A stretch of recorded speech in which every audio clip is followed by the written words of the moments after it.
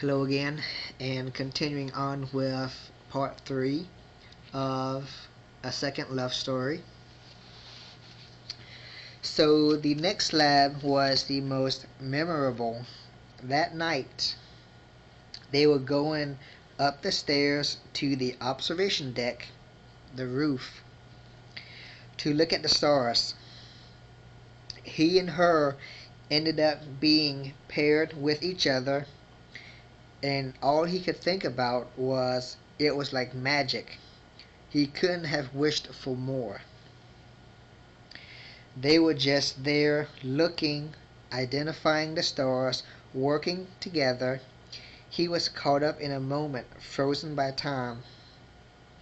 When she was done, she turned in her paper, came up to him, tapped him on the shoulder, and told him to take care and that she would see him in class.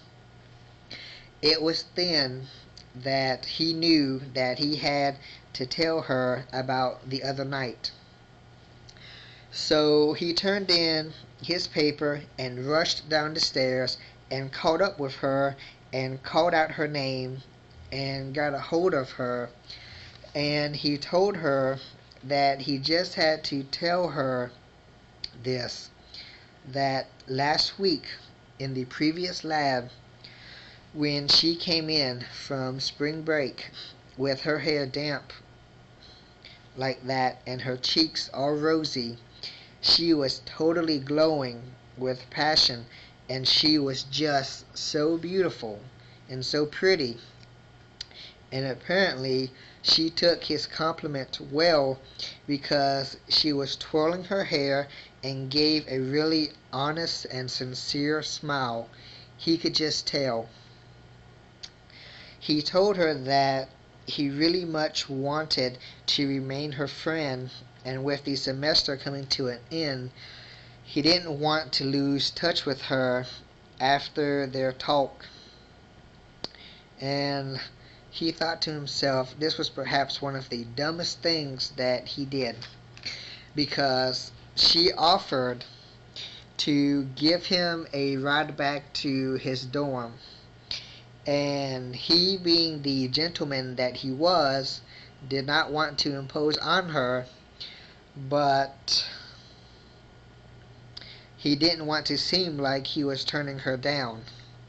And he's just thinking, hell no, if he ever turned her down or anyone turned her down, damn, what the hell are they thinking?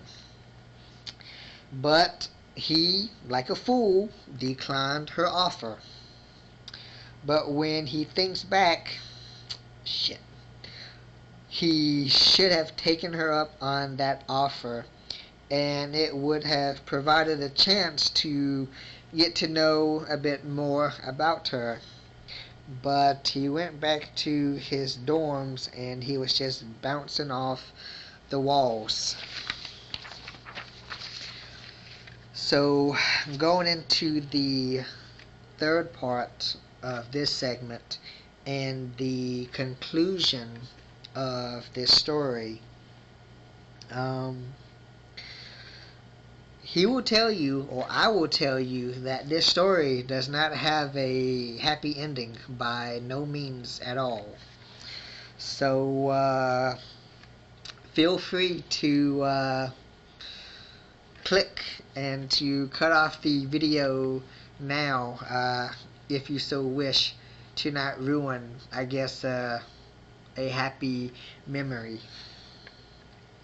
So, continuing on. After all that was said and done,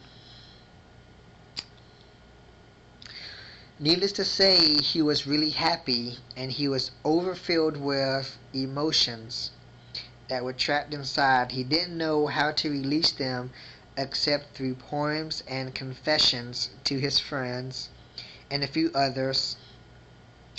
And to ease such feelings, he wrote them all out and